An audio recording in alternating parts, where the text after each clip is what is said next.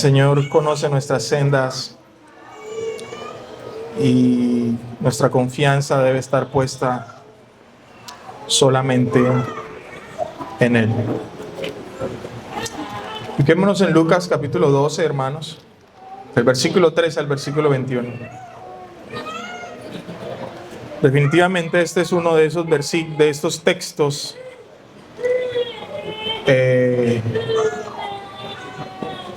que son complejos, no porque sean complejos realmente, sino porque tratan aspectos de nuestro corazón que nosotros a menudo queremos evitar. Lucas capítulo 12, del 13 al 21. Uno de la multitud le dijo: Maestro, dile a mi hermano que divida la herencia conmigo. Hombre, le dijo Jesús, ¿quién me ha puesto por juez o árbitro sobre ustedes? También les dijo: estén atentos y cuídense de toda forma de avaricia, porque aun cuando alguien tenga abundancia, su vida no consiste en sus bienes. Entonces les contó una parábola. La tierra de cierto hombre rico había producido mucho, y él pensaba dentro de sí: ¿qué haré, ya que no tengo dónde almacenar mis cosechas? Entonces dijo: esto haré. Derribaré mis graneros, edificaré todos y edificaré otros más grandes, y allí almacenaré todo mi grano y mis bienes. Y diré a mi alma: alma, tienes muchos bienes depositados para muchos años. Descansa, come, bebe, diviértate. Pero Dios le dijo: necio, esta misma noche te reclaman el alma, y ahora, ¿para quién será todo lo que has provisto? Así es el que acumula tesoro para sí y no es rico para con Dios. Señor, una vez más te queremos pedir, implorar, que tu Espíritu obre en cada uno de nosotros a través de las Escrituras. Ayúdanos, mi Rey soberano, a meditar en estas cosas. Pero te pedimos, oh Dios, que no solamente quedemos en la reflexión y en la impresión y en el remordimiento, en esa sensación, Señor, de wow, sí, qué tremendo, sino que podamos, por tu Espíritu, ser convictos de nuestros pecados. Y en esa convicción de pecado, Señor, podamos dar pasos concretos de arrepentimiento, decisiones que reflejen que realmente esto que vamos a ver hoy y vaya a transformar nuestras vidas. Te lo pedimos, oh Dios, en el nombre de Jesús. Amén. Amén. Mis amados, he titulado este sermón la necedad de la avaricia. La necedad de la avaricia. La manera de introducción, según algunos datos ponderados de la Superintendencia de Notariado y Registro, en un año pueden tramitarse entre 30,000 y 40,000 procesos de sucesión en Colombia, en un solo año. La sucesión es el proceso a través del cual se transfiere una propiedad de una persona que fallece a sus herederos. Lo interesante, según estos mismos datos, es que el 37% de estos procesos de sucesión son conflictivos. Y las causas más comunes por las que son conflictivos son desacuerdos familiares en la repartición de los bienes, ocultamiento de bienes. Algunos tienen una finca, un terreno, pero no lo mencionan, quizá una cuenta bancaria o inversiones, no se menciona para poderse quedar con ellos. Donaciones hechas en vida, resulta que la mamá en vida le dijo a fulano: esto es para ti, pero cuando ya la mamá murió, vienen los otros hermanos: sí, mi mamá dijo eso, pero eso no es así. Hay disputas y discusiones sobre la interpretación del testamento cuando se hace, o la aparición de nuevos herederos sorpresa. Resulta que mi papá tenía un hijo que nadie conocía y él apareció: señores, mucho gusto, yo soy de apellido Allín y vengo por mi parte. Y este problema, amados hermanos, que vemos y leemos en las Escrituras no es nuevo. Pero mis amados, el punto de este texto no son las herencias. No es la heredad. Jesús toma esta situación particular como una ilustración de un problema mayor, y ese problema mayor es la avaricia. La avaricia. En Colombia, uno de los delitos más denunciados contra el patrimonio económico es el hurto, es el robo, además de la estafa. Por lo menos en Bogotá, entre 2019 y 2024, las estafas pasaron de 50.000 denuncias a 148.000 denuncias. Personas que a través del engaño roban a los demás. Hay personas que por abuso de confianza también son denunciados, le confían algún bien o algún dinero y luego se apropia. Oye, mira, voy de viaje, quédate en esta casa, por favor. Yo regreso en 1 o 2 años, y a los 2 años resulta que el propietario viene y ahora el que quedó cuidando ha hecho cualquier cantidad de diligencias para quedarse con esa propiedad. El daño en bien ajeno, cuando se destruye la propiedad de otra persona, o incluso la usurpación o invasión de tierras. Se invaden predios de manera ilegal, fraude fiscal, lavado de activos, defraudación tributaria, evasión de impuestos. Incluso contratamos a personas para que busquen la mejor manera de evitar pagar lo que debemos pagar. Y ni qué decir de las empresas fachada. Mis hermanos, mi intención con estos datos en esta introducción es presentarles evidencia de que vivimos en un mundo lleno de avaricia. Todos estos problemas son problemas relacionados con el dinero. Con el dinero. Y por eso el Señor, cuando este hombre se le acerca, maestro, dile a mi hermano que divida la herencia conmigo. Él luego dice, estén atentos y cuídense de toda forma de avaricia.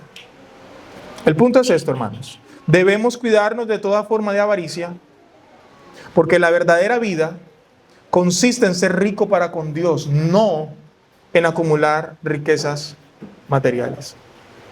Y para ello debemos entender, en primer lugar, que vivimos en un mundo lleno de avaricia. Versículos 13 y 14. Aquí hay 2 personas, 2 hermanos, probablemente uno mayor. Este que pregunta probablemente es el menor.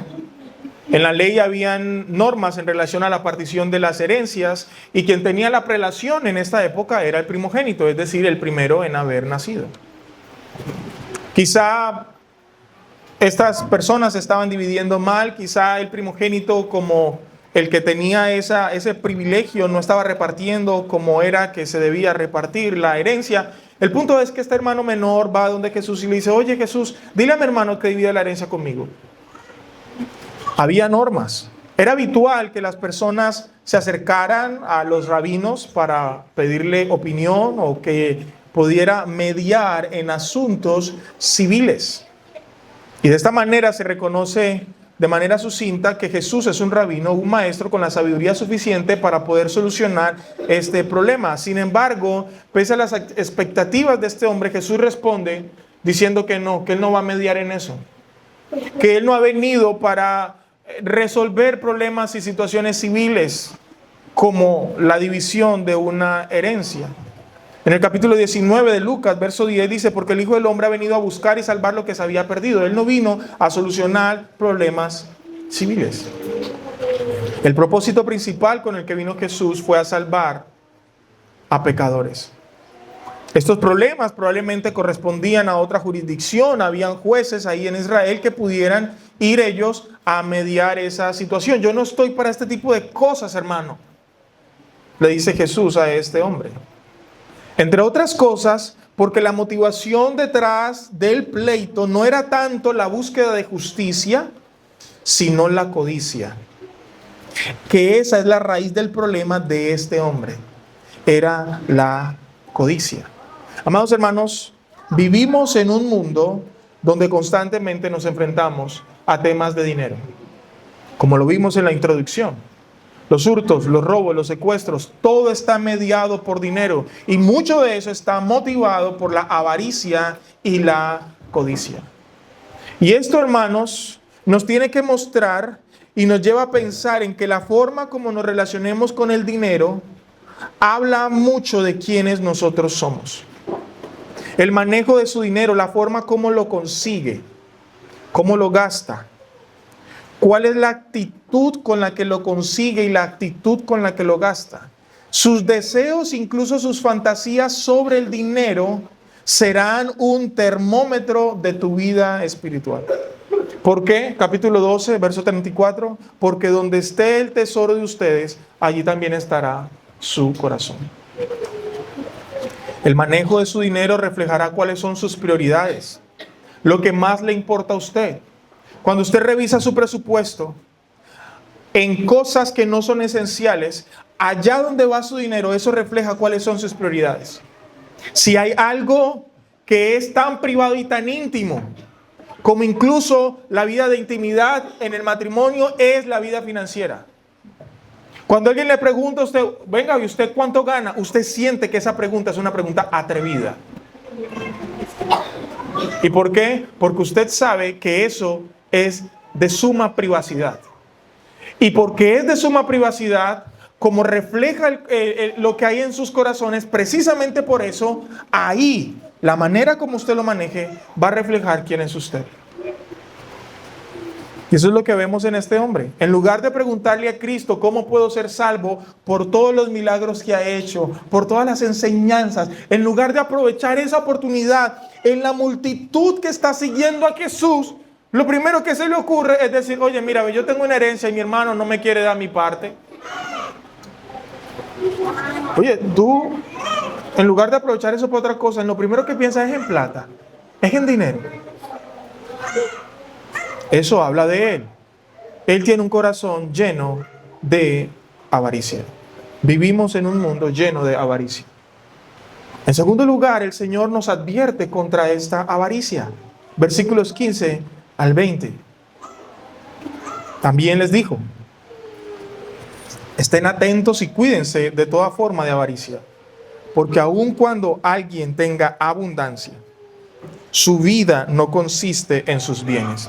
Y aquí yo quisiera hacer un ejercicio de exégesis aplicativa, palabra por palabra.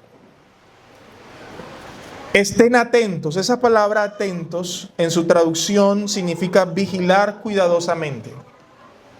Cuídense. Tiene la implicación de custodiar, como cuando un soldado está de centinela durante la noche. Prestar guardia. Estoy vigilando, estoy prestando guardia a toda forma. Esa palabra forma implica todo tipo, cada una de las maneras en las que la avaricia puede aparecerse. La avaricia, de la palabra griega pleonexia, significa o implica el inmoderado y excesivo deseo de adquirir más y más riqueza, al punto que es una persona obsesiva. Todos los días está pensando en un nuevo negocio, en una nueva empresa, en una nueva manera, en un contacto, en un aquí y allá. Todos los días, no hay un día que no hable de una nueva manera de conseguir dinero. Abundancia, tener de sobra, desbordarse, tener más allá de lo que es suficiente. Y la palabra vida, aquí hay dos palabras griegas para vida. Una es bios y la otra es zoe. Bios tiene que ver con la vida biológica, pero la palabra zoe tiene que ver con la existencia del individuo, su vida, sus acciones, sus eventos, todo lo que la persona vive en términos de su propósito de existencia. Esa vida no consiste en posesiones físicas, que es la traducción para bienes. No consiste en posesiones materiales. La avaricia es el deseo que te impulsa a pensar, necesito un poco más, necesito un poco más. En palabras del pastor MacArthur, la avaricia en este texto es un fuerte deseo de adquirir más y más posesiones materiales o de poseer más bienes de lo que otras personas tienen, independientemente de si lo necesita o no. Yo quiero más. Si pudiéramos resumirlo, a la avaricia no le gusta lo necesario. A la avaricia no se sacia con lo suficiente. Él quiere más de lo necesario. Ahora miremos cómo lo ilustra nuestro amado Señor. Una parábola. La tierra de cierto hombre rico había producido mucho y él pensaba dentro de sí. Miren una cosa interesante. Es un hombre millonario, rico, mucha plantación. Y cuando el texto dice pensaba dentro de sí, Jesús está en la multitud y hablando con sus discípulos, no se fija en lo externo, porque quizá externamente este hombre rico puede lucir como una persona emprendedora, trabajadora, con proyección, disciplinado, un muy buen administrador. Pero el Señor no se fija en eso, en lo que socialmente alguien pudiera concluir de un empresario millonario, de un empresario solvente. No, Él se fija es qué es lo que hay detrás, qué es lo que hay en la mente y el corazón. Dijo dentro de sí, ¿qué haré? Ya que no tengo donde almacenar mis cosechas. Esto haré. Derribaré mis graneros, edificaré otros más grandes y almacenaré todo mi grano y mis bienes, etc. Este hombre es la ilustración perfecta de qué piensa un hombre, una mujer codiciosa, avara y materialista. La expresión de este hombre es alguien que ignora a Dios. La tierra de cierto hombre habla en un sentido general. Este hombre debió haber entendido que su prosperidad fue el resultado de la obra de Dios haciéndole producir todo ello. Nosotros hace semanas atrás tuvimos un evento de la naturaleza bastante catastrófico en toda la zona. Cosechas. Probablemente en la primera semana de enero, muchos empresarios del sector agropecuario dijeron, este año cultivaremos, sembraremos, segaremos y ganaremos mucho. 3 semanas después, 4 semanas después, frente frío, inundaciones, puente caído, todo un desastre. Y el Señor sentado en su trono. Mis hermanos, la producción agropecuaria es la confluencia de muchos factores que están lejos del control del ser humano, pero están en el control perfecto de nuestro Señor. Pero este hombre entiende que era su tierra, no la del Señor. Pero miren todas estas expresiones que dice este hombre: mis cosechas, mi granero, mi grano, mis bienes, mi alma. Hay verbos accionantes que incluyen la primera persona: derribaré, edificaré, almacenaré, diré a mi alma, descansaré, comeré, beberé, me divertiré. Esta persona solo piensa en sí mismo. Esta persona piensa que todo le pertenece, es materialista, es insensible hacia los demás. No hay ninguna expresión en este avaro y codicioso en relación a los demás. Este hombre no piensa en que ya no necesita más, sino en cómo acumular más. Este hombre piensa que la vida consiste en generar dinero para comer en abundancia, beber en abundancia, descansar, vacacionar toda la vida y divertirse. ¿No le suena eso familiar? ¿Cuál es el sueño americano? ¿Cuál es el sueño colombiano? ¿Cuál es el sueño latino? Trabajar 10 años, generar una fortuna grandísima y luego descansar el resto de la vida. Quizá viajando, quizá comiendo, quizá. Este hombre piensa que tiene mucha vida por delante. Él piensa que es a otros a los que les da un infarto, es a otros a los que fallecen repentinamente en un accidente de tránsito, es a otros, a todo mundo menos a él. Él piensa que tiene larga vida. Diré a mi alma, alma, tienes muchos bienes depositados para muchos años. Este hombre piensa que tiene asegurado su futuro. Porque tiene acciones, porque tiene empresas, porque su negocio está bollante, porque tiene un trabajo, un empleo de carrera administrativa. No, yo ya tengo un empleo, aquí me jubilo, ya solucioné, mi vida está asegurada. Este hombre no reconoce a Dios como el dador de todo lo que tiene. Este hombre no reconoce sus limitaciones. ¿Qué haría usted si supiera que hoy fuese su último día? Han hecho películas de esa pregunta. ¿Y sabe en qué se centran las respuestas en el arte moderno del cine y las películas? ¿Cómo es el último día de mi vida? Mujeres, fiesta, trago, viajes, vacaciones, todo lo que signifique placer.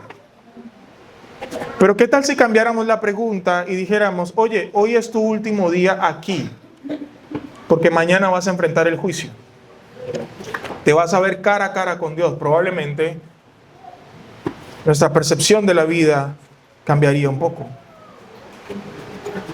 Cuando hablamos de dinero, hermanos, siempre tenemos desafíos, no porque no sepamos qué hacer, sino porque precisamente la avaricia tiene muchas formas en las que se camufla. El dinero ayuda para muchas cosas. El dinero nos facilita comodidades, el dinero facilita la alimentación, el dinero facilita en tiempos donde pedir una cita con especialista es tan difícil, el dinero me facilita pagar mi cita particular.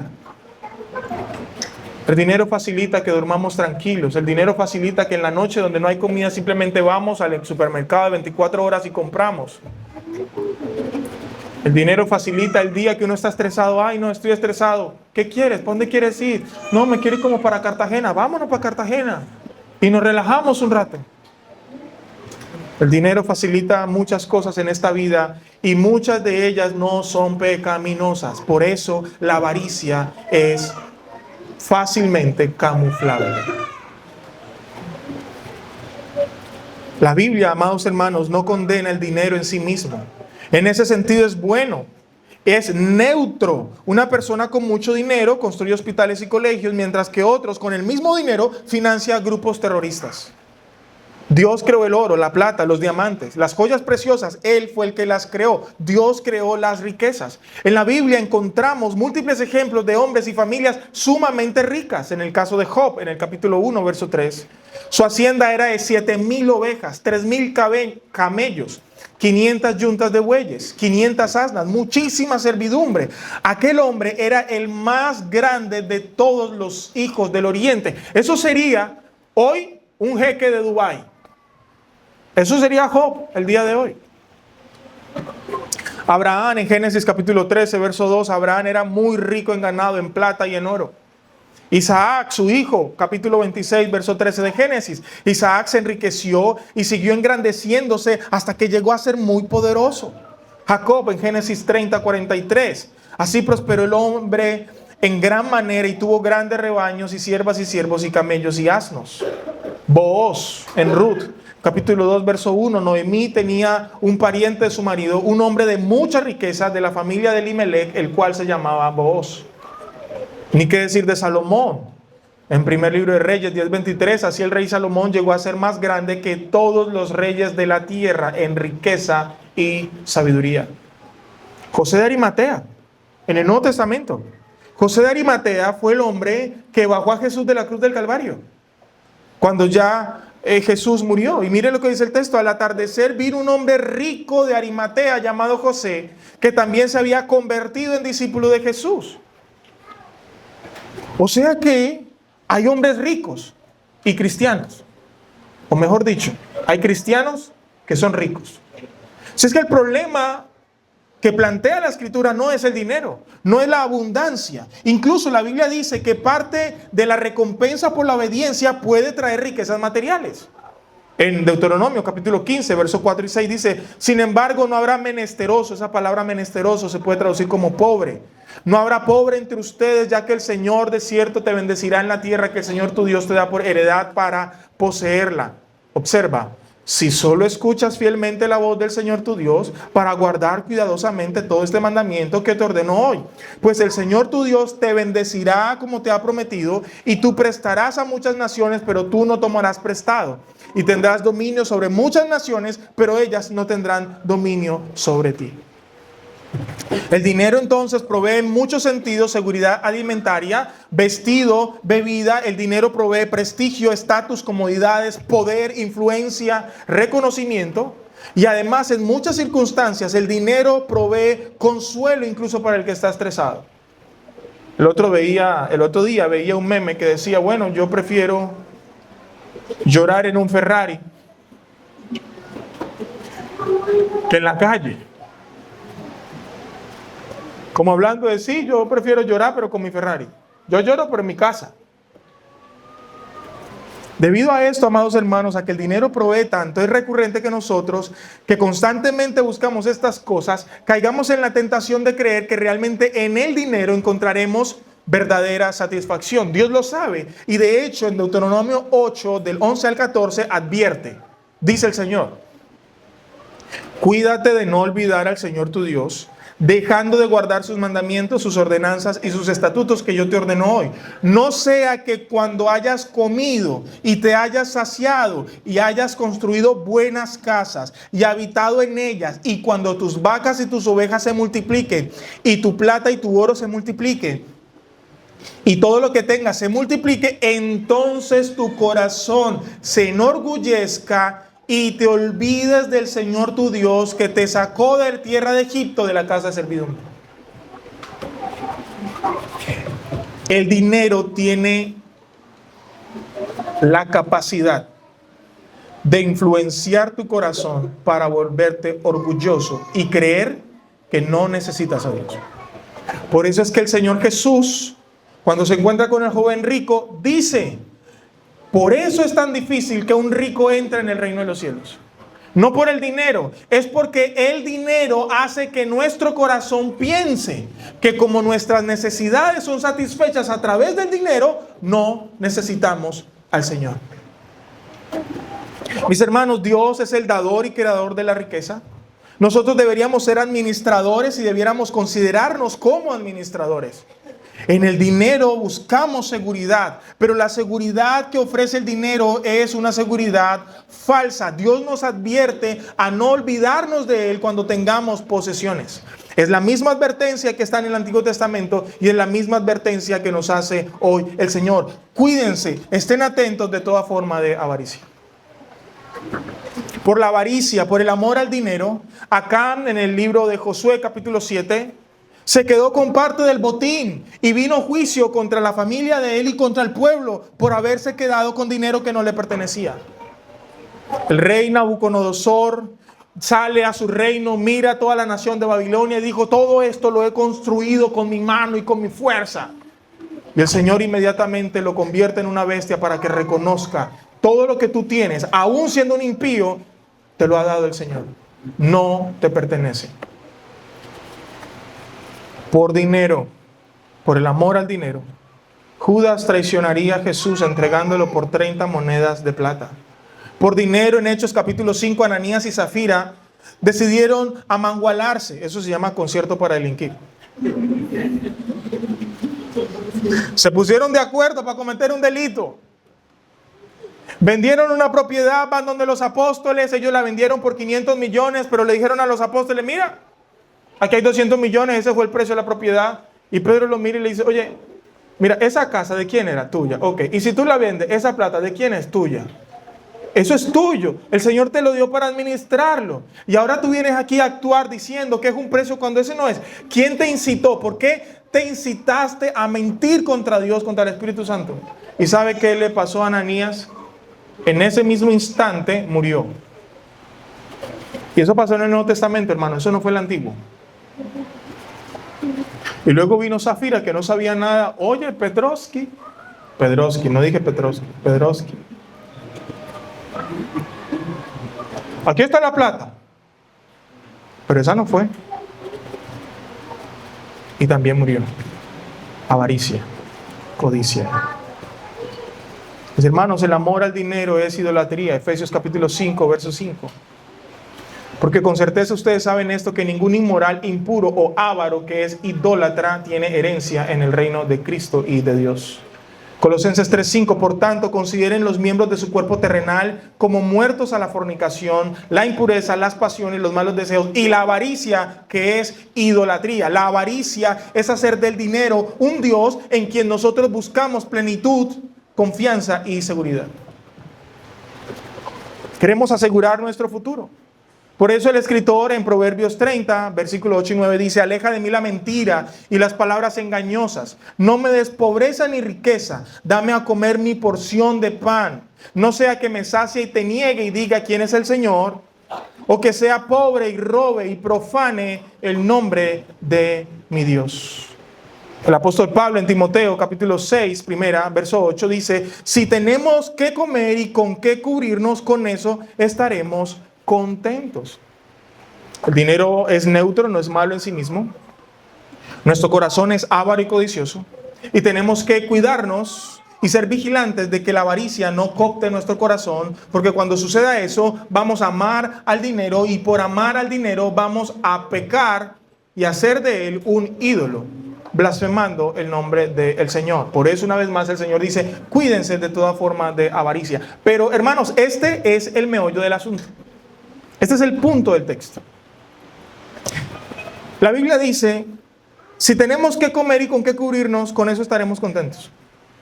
Ahora la pregunta es, ¿qué significa qué comer y con qué cubrirnos? ¿Qué significa mi porción de pan?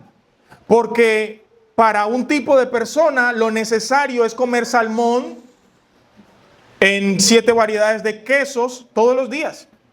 Para otro, el queso con una arepa será suficiente.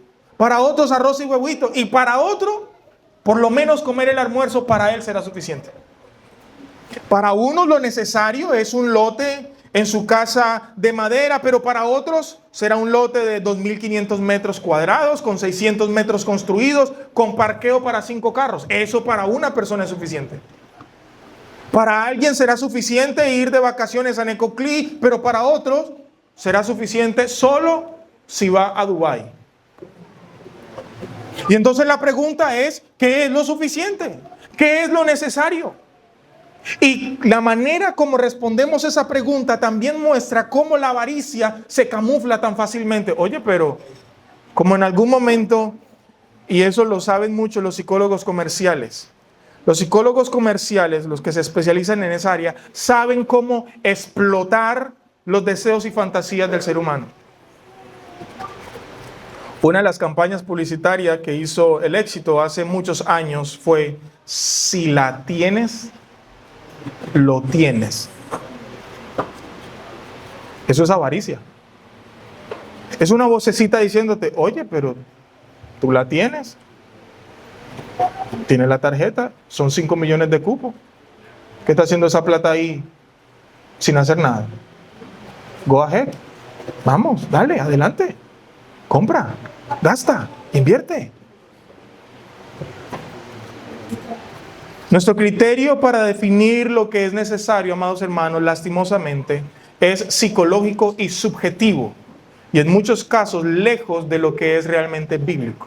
¿Y cómo funciona esto? Incluso los economistas y psicólogos comerciales lo han estudiado. Y ellos le llaman a eso la inflación del estándar de vida. Esta es la idea. Cuando aumenta el ingreso, las personas redefinen lo que consideran normal o necesario. Es decir, nuestras expectativas crecen al mismo ritmo que crecen los ingresos. Permítanme, yo le pongo un ejemplo. Una persona inicia con transporte público, un apartamento pequeño y un celular básico. Cuando aumentan sus ingresos, ya no es transporte público, es carro. Ya no es apartamento pequeño, sino apartamento grande. Y ya no es un celular básico, sino que aumentamos al viaje. Cuando llegamos a ese nivel ya se convierte en lo mínimo. Y a partir de ahí ponemos otro estándar de ahora necesito esto. Esto es lo que yo quiero, esto es lo que yo anhelo. Nuestra sociedad a eso le llama proyección y crecimiento personal. La Biblia en muchos casos le llama avaricia y codicia. En la medida en que crecemos, empezamos a interpretar el crecimiento como aparentes nuevas necesidades. Un carro más nuevo o más grande, una casa más grande, un colegio más costoso, vacaciones más lujosas. Y así es como psicológicamente vamos definiendo lo que es necesario. A eso otros teóricos le llaman la adaptación hedónica. Es decir, cada vez nos vamos adaptando a los nuevos placeres que nosotros vamos redefiniendo. Nosotros una vez experimentamos placer y felicidad con un estado económico, queremos volver a experimentarlo, pero para lograrlo necesitamos un nuevo estado económico. Así mismo funciona la adicción a las drogas. Un día una persona adicta toma una dosis, siente un placer, pero ahora para volver al mismo nivel de placer, una sola dosis no es suficiente, necesita doble. Y por eso el que es adicto tiene que cada vez consumir más, en más frecuencia y en más intensidad. El avaro y el codicioso funcionan de la misma manera. El avaro un día va a Maús a comer y dice, wow. Y después de ir 3 veces dice, ¿no habrá otra cosa mejor?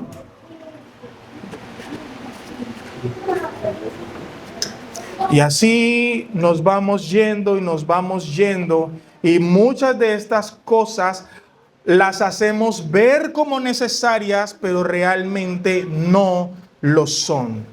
Adam Smith, que es uno de los grandes economistas de la historia, él plantea que a la hora de definir las necesidades, no solamente depende de lo que necesitamos para sobrevivir, sino de lo que la sociedad considera que es aceptable. Ejemplo, en una sociedad puede parecer necesario tener internet rápido, carro y ciertos tipos de ropa. No porque sean vitales, sino porque no tenerlos genera exclusión social. Y eso ni qué decirlo en el contexto laboral. Si yo soy empleado en una empresa y todos mis compañeros tienen carro, lo más probable es que yo psicológicamente me vea impulsado a ver el carro como una necesidad cuando yo en mi vida personal realmente no lo necesito. Porque estoy inmerso en una sociedad, en un círculo que me impulsa psicológica y emocionalmente a ver esas cosas como necesarias cuando realmente no lo son.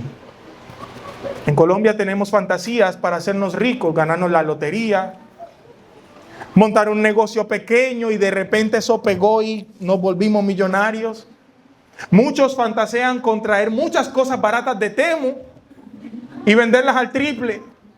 Y poner el super negocio y ya, lo logramos. Otros migran a otros países porque allá sí van a prosperar, así sea de manera ilegal.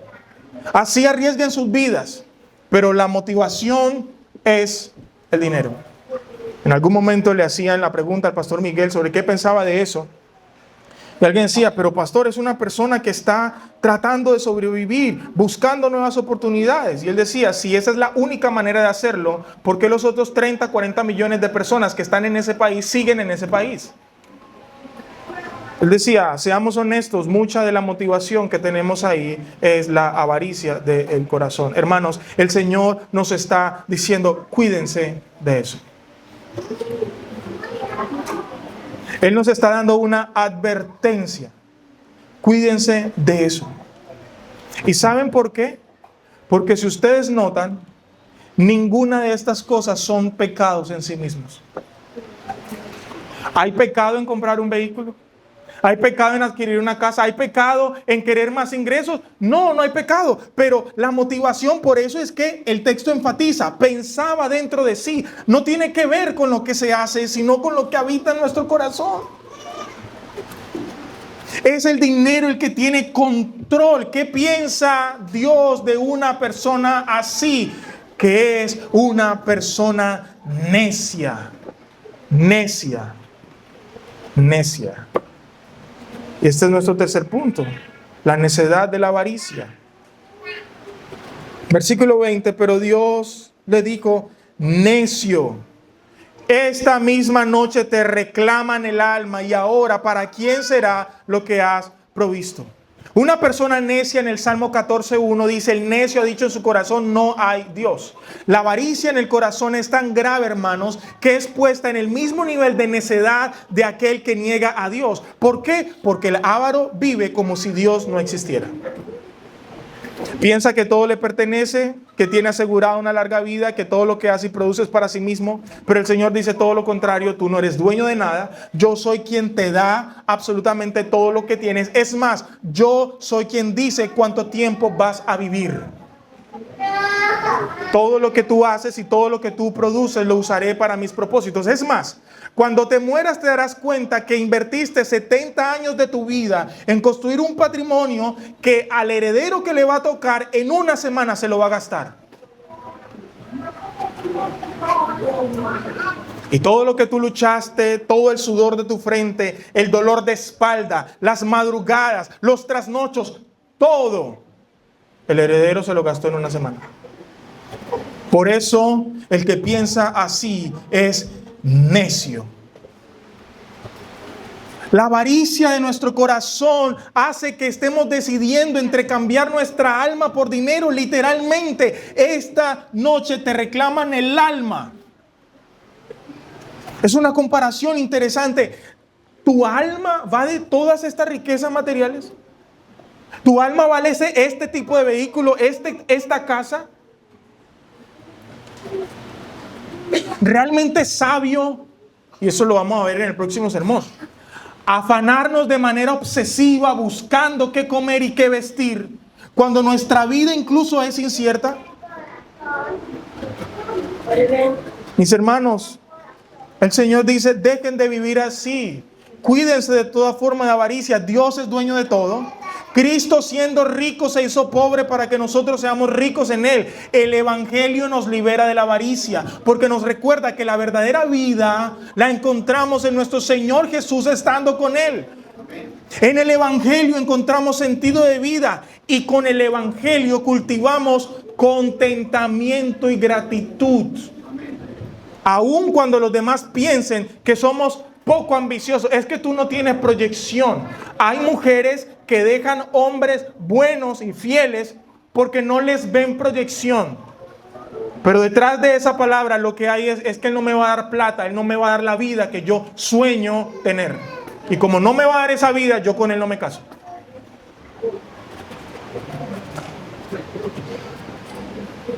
Mis hermanos, nosotros debemos vivir para el Señor y para sus propósitos. ¿Cómo hacemos eso? Versículo 21. Así es el que acumula tesoro para sí y no es rico para con Dios. ¿Cómo hacemos? ¿Cómo luchamos contra la avaricia siendo ricos para con Dios? Y pastor, ¿cómo podemos hacer esto?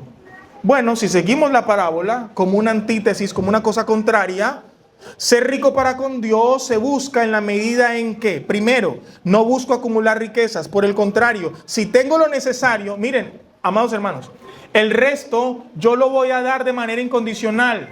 ¿Por qué? Porque no lo necesito. No lo necesito. Pero es que tú te puedes comprar un carro más grande. Sí, pero es que con el que tengo es suficiente.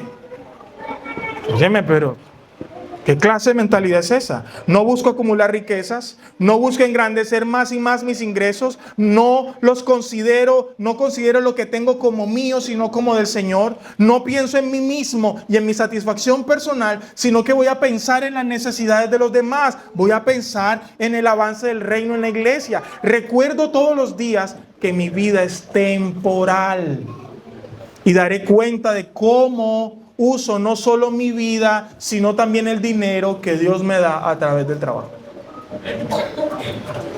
Mateo capítulo 6, versos 19 y 20. No acumulen para sí tesoros en la tierra, donde la polilla y el herrumbre destruyen, y donde ladrones penetran y roban, sino acumulen tesoros en el cielo, donde ni la polilla ni el herrumbre destruyen, y donde ladrones no penetran ni roban. Mis hermanos, con cada posesión que nosotros adquirimos ansiedades. Le voy a poner un ejemplo. Usted se compra una moto 250. X marca. ¡Wow! Primer dolor de cabeza. Eso ya vale casi 30 millones de pesos. Luego al año usted recibe un correo de la Secretaría de Tránsito y dice, señor, págueme el rodamiento. ¡Ay, el rodamiento! Mantenimiento. Este mantenimiento es más caro. El seguro. No, pero si él paga 300, sí, pero es que ese es de 250. Usted me paga más. Se me robaron la moto. Sí, es que la Boxer casi no se la roban. Esa sí se la roban. Entonces ahora, usted cuando va a buscar apartamento, ¿tiene parqueadero? No. ¿Por qué? Porque ya usted tiene que pensar dónde la pone para que no la roben. Cada cosa y mis hermanos, mi intención con esto no es decirle no compre la moto. Lo que le estoy intentando decir con esto es que cuando hacemos tesoros aquí en la tierra y acumulamos, usted se tiene que preocupar porque no se dañe, porque no se lo roben, porque no se oxide. Que la casa está muy bonita, en 5 años hay que hacerle mantenimiento y resulta que en ese mantenimiento se le va un jurgo de plata. Y en algunos casos, casas hoy que tienen 30, 40 años, hay que tumbarlo y volverlo a hacer. Timoteo, capítulo 6. A los ricos en este mundo enséñales que no sean altaneros, ni pongan su esperanza en la incertidumbre de las riquezas. Son inciertas, sino en Dios, el cual nos da abundantemente todas las cosas para que las disfrutemos. Lo que tenemos es para disfrutarlo en el Señor. Enséñales cómo disfrutamos el dinero. Mira lo que dice. Hagan bien, primero. Segundo, sean ricos en buenas obras. Sean generosos. prontos para compartir, diligentes. ¿A quién es que hay que darle? Pero a veces con el dinero lo que hacemos es que ni me miren. Porque no somos prontos, diligentes en dar. Y así dice el verso 19, acumulando para sí el tesoro de un buen fundamento para el futuro, para que puedan echar mano de lo que en verdad es vida. Una vida sobria. Mis amados hermanos, el pastor Héctor Salcedo, en su libro sobre finanzas, ofrece 5 pilares prácticos de una buena administración del dinero. Primero, la obra de Dios. Esta esfera implica el compromiso de financiar la iglesia y el ministerio. Mis hermanos, esta mañana hablábamos un poco de eso. Las ofrendas en las iglesias tienen muchos escándalos, muchas cosas, lastimosamente. Pero no por eso elimina la realidad de que deberíamos ser generosos. Y muchos de nosotros, amados hermanos, en lugar de ser ampliamente dadivosos y más cuando el Señor multiplica lo que nos da, en lugar de pensar en eso, antes buscamos dónde más gastar en nosotros mismos. Y las ofrendas es lo último.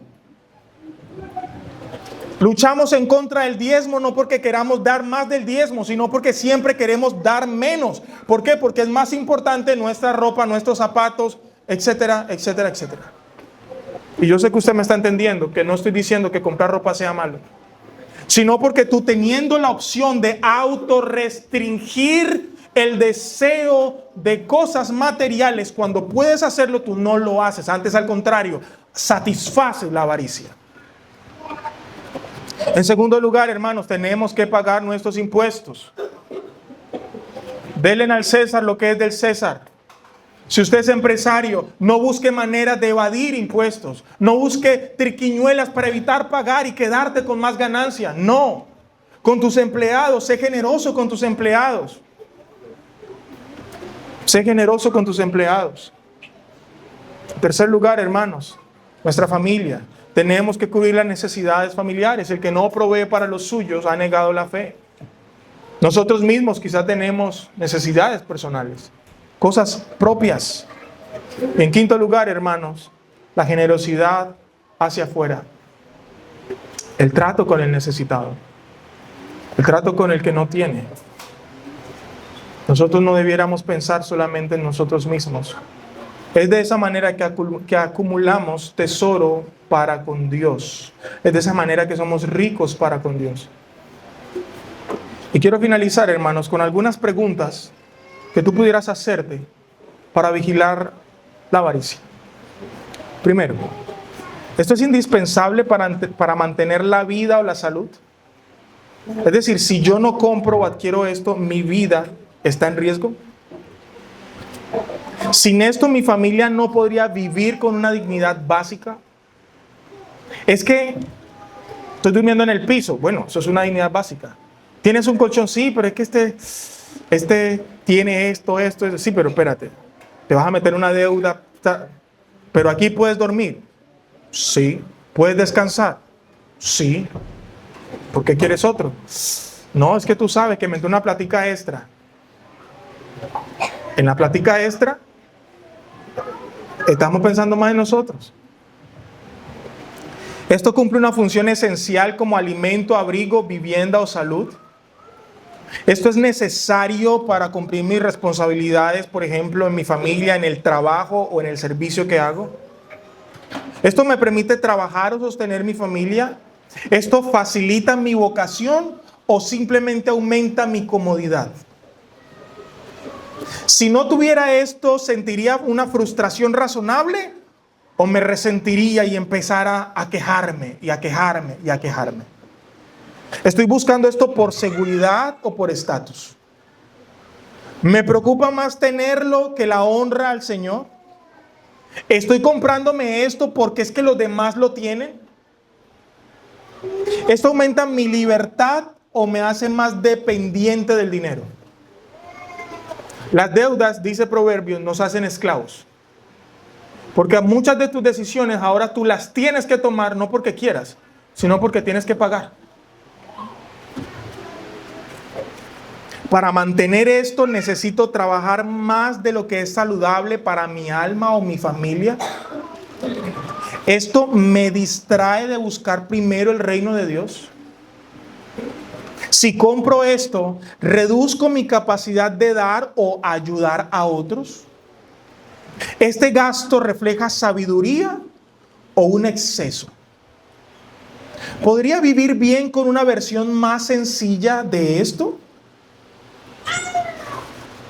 ¿Esto tiene valor eterno o temporal? ¿Estoy acumulando algo que realmente no necesito? ¿Este deseo nace del contentamiento o nace de la insatisfacción? Y finalmente, amados hermanos,